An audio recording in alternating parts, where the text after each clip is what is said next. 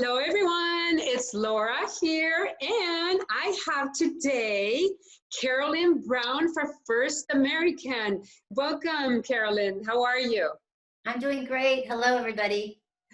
Okay, so what Carolyn does is something that is so important for us and for you as our clients, if you're buying and of course if you're selling your home. And this is why she does the natural hazard disclosures, which we abbreviate to the NHD report. So what she does is super important because it has a lot to do with maybe how your home warranty is going to come into place, and they might want to charge a little more because of certain things. So let's hear what she has to say. First, she's going to explain to us what is an NHD report, natural hazard disclosure. That's it.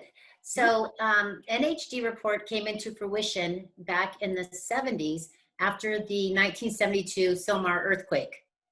And because of that, the NHD, the earthquake disclosure and an area potential flooding were required in a real estate transaction. Fast forward to 1998, we now have what we call the NHD report.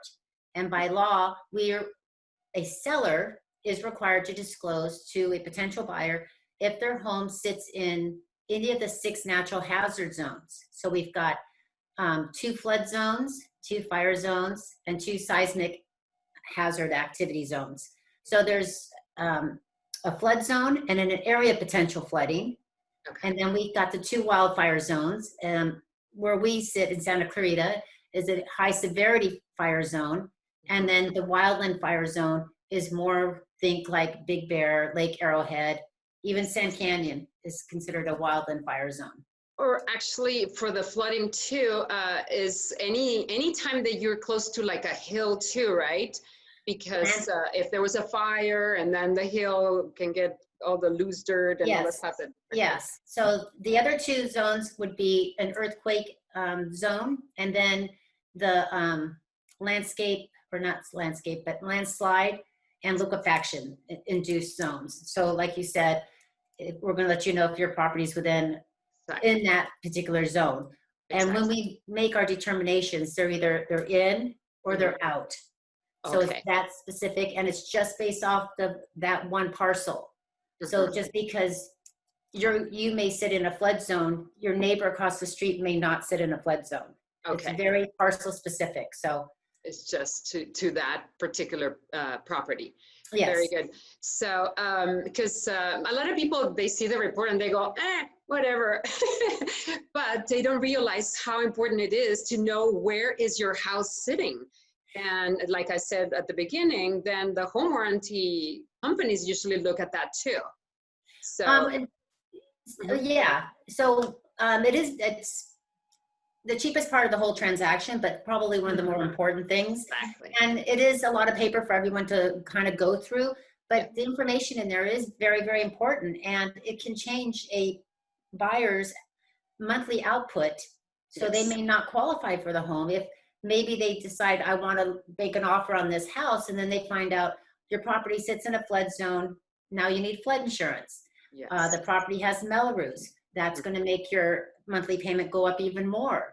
So it's important to have this information up front at the time that the transaction is now that you mentioned Mello-Roos, for all our clients out there that are looking for homes and they hear this funny word, Mello-Roos, what is that? It is actually, it's kind of like a property tax, but it's a separate one. You have to pay that one also.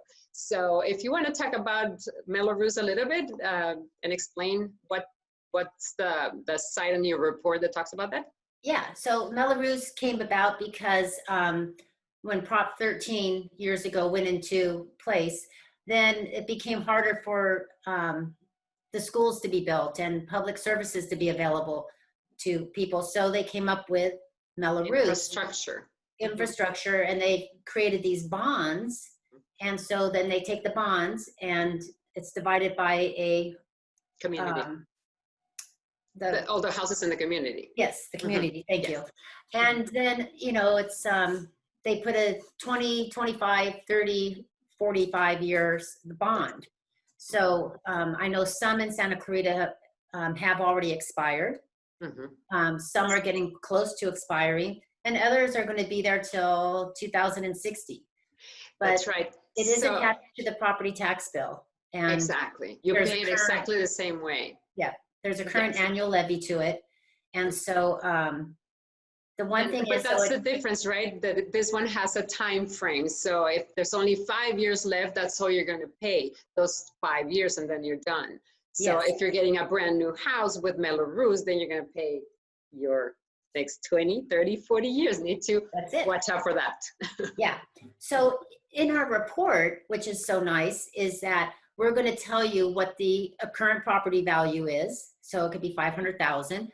Then there is your ad valorem tax, and that is basically your tax for the assessed value of the home. Mhm. After that are all the what we call direct assessments, and in that would be Mello-Roos. It could be landscape maintenance, district and lighting. It could be mosquito vector control. It could be a list of all these other assessments that we have and the community have voted on. And Yes, they're paid through our property tax bill. exactly. So if the property does sit in a Mello-Roos district, we're going to, on our report, show you what it's paying for. Mhm. We tell you exactly if it's like Saugus Union School District, William S. Hart School District, what the current levy is for the year. So they Yes. can divide that by 12 if they Monthly. want to know what they're doing monthly. Monthly. And then when it started, when it expires, we give you the phone number to who's managing the bond. Mhm. Because some of these bonds, we do get a lot of questions where they want to pay them off. Can I pay this Mello-Roos off? And it Yeah. depends on how the bond was originally written. So Mhm. there's a phone number there where the client can do some more additional, get some more additional information on that. Information on that. Okay, very good. Yes, because Mello-Roos is something that you need to take on account too while you're purchasing a house, because besides your monthly mortgage payment, you have to take on account your property tax and the Mello-Roos, and that's how your lender is going to look at your monthly budget too. Yeah. That needs to be added. Your HOA needs to be added if there's an HOA. So all of those things. So now that we're talking about our zones over here, and we know that our Santa Clarita is awesome for for getting fire here, fire there once in a while. We're in California, so we tend to get fires. So what can you talk about fires for our Well, unfortunately, with all the climate changes going on, we've been experiencing more and more what we call now mega fires. These are these huge fires that we've seen over the past summer. Yes. They're last year, the year before, the Thomas fire. So they're here, and the majority of them actually start with lightning strikes, believe it or not. So many people think it's like, oh, it's PG&E No, Edison. power lines and this and that. Yeah, there is some of that. There is some arson, but with the climate change, a lot of them are being started just with like lightning strikes. So obviously the state of California is struggling as far as, you know, dealing with all these fires. So we do have a new assembly bill that goes into effect on January 1st of 2021, and is now going to include not only, it's going to include a disclosure for high fire zones. Fire. Because Right, there's different words, right? There's different words that describe your zone. Yes. So which are? We have the wildland fire zone, and we have a very high severity fire zone. Yes. And now we're going to have a high fire zone. High fire zone. Okay. So Santa Clarita is pretty much considered a very high severity fire zone, because if some of our mountains in the background catch fire with the right wind conditions, those embers kind of blow and it causes us a lot of problems with the homes. The firefighting is always also all conducted on a local level. Okay. Our wildland fire zones are conducted by CAL FIRE.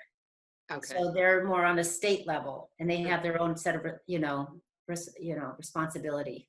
Yes. So the response is different from either the city or the state. Yes. And in our case in Santa Clarita, because we do sit in both zones, like if you go up to Sand Canyon area, your property could actually sit in both, or you can cross the street and be in one zone and be in the other. We have Parts of it are national forest and those kinds of things, right? Yeah, and I know the city, we have arrangements with our local fire department to handle even our wildland fire zones in their city. So every city's set up differently. Okay. So all the fire maps are currently being updated.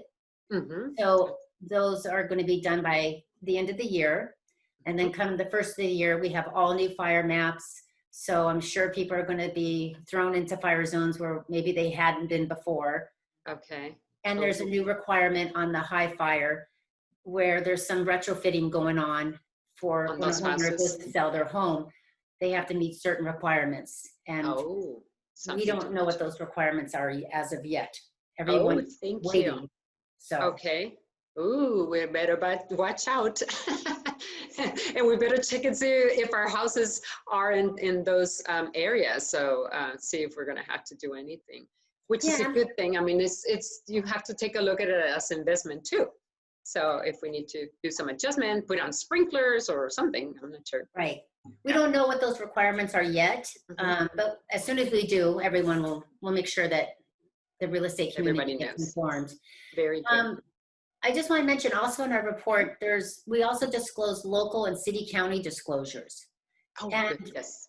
Those are very important too for a potential buyer who's thinking about purchasing a home, because if your property on a state level maybe is not in a flood zone, which is required by law, on the county, they may have put that particular home in a flood zone, and that is up to the city or the county. Because if someone wants to build a pool, now they go to the city and the county and they're like, sorry, you can't build a pool. We can't give you the permits because you're sitting in this particular zone. Okay. It's very important that they look at those city and county disclosures as well. Even though they're not required by law, they're very, very important in the transaction. Okay. So thank you so much, Carolyn, because this is just very important for everybody to know. You get that disclosures and you kind of, a lot of people just don't even look at them, but you have to, because it's important. You need to know about where your house is sitting and what, like Carolyn said, what permits maybe you're going to have to get for certain things that you might want to do to a house, and they need to be approved by the city or anything like that. So thank you so much, Carolyn. This was great. Looking forward to our next transaction. And thank you so much for giving us all this information. I hope you you get a very nice weekend, because we're getting close to the weekend. And if you want to add anything else. I just want to say, if you or your clients have any questions on any of this, feel free to reach out to me. Very good. I'll be more than happy to. We'll have her information right under here. Thank you so much, Carolyn. Take care. Bye, everyone. Bye.